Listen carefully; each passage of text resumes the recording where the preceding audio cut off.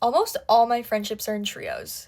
I don't remember it always being like this, and I low-key remember being a trio hater, but somehow I realized literally all of my friends right now are in trios. But now, after I made this realization, I think that I'm team trio. So let me explain my reasoning for it. When you have duos, like you're just close with one other person, sometimes the conversation can get boring.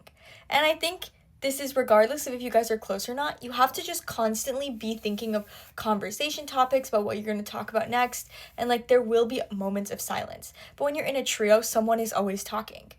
Versus when you're in bigger groups, then you feel like you don't get any words and you're not becoming as closer to each other. Like, I feel like the second you get to four, it becomes less intimate. And then you become more and more like a group instead of like a tight knit community.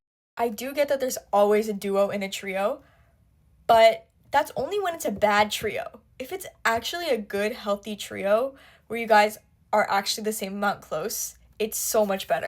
And sometimes I feel like there's consistently the duo in the trio is always changing just depending on what's going on in your lives. For example, one of my like 10 trios right now, both of them are in the East Coast right now and I'm in the West Coast. So sometimes they visit each other.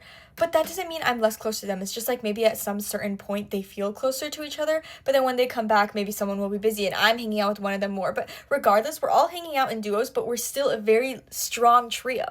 I don't know. I love trios. All my friends are in trios, and that's my current phase of friendship.